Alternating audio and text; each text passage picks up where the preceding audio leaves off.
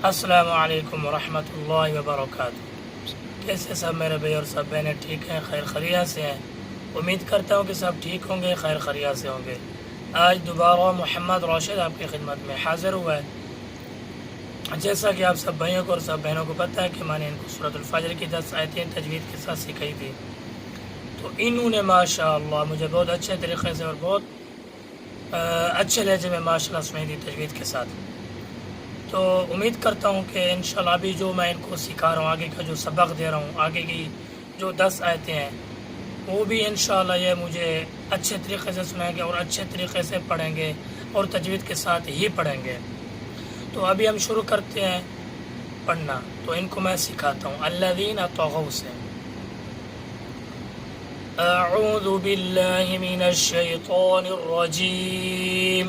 أعوذ بالله من الشيطان الرجيم بسم الله الرحمن الرحيم بسم الله الرحمن الرحيم الذين طغوا في البلاد الذين طغوا في البلاد فأكثروا فيها الفساد فأكثروا فيها الفساد فصب عليهم ربك سوط عذاب فصب عليهم ربك سوط عذاب إن ربك لبالمرصاد إن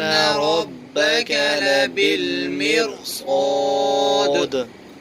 فأما الإنسان إذا ما ابتلاه ربه فأما الإنسان إذا ما ابتلاه ربه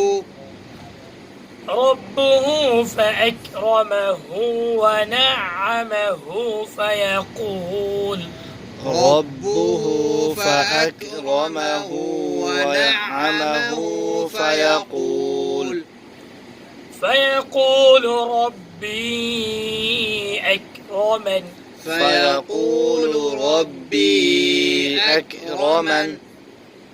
وأما إذا ما ابتلاه فقدر عليه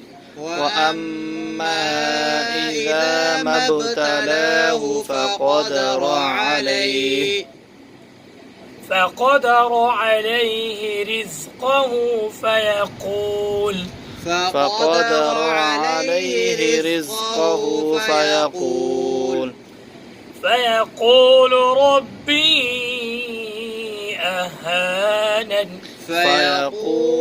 ربي أهانن كلا بل لا تكرمون اليتيم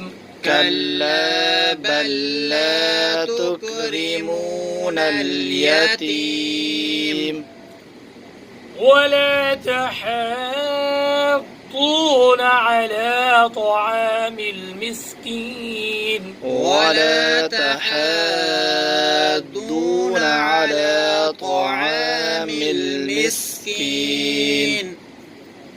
وتأكلون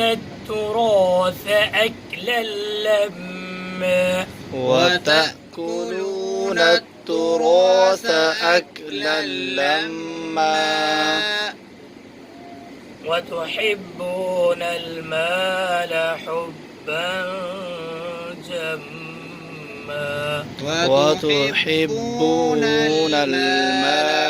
حبا جما صدق الله العظيم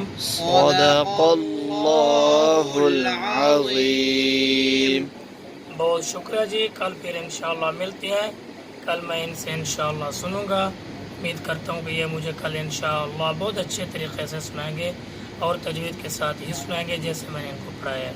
तब तक के लिए इजाज़त। अस्सलामु अलैकुम वरहमतुल्लाहि वबरकातुहू।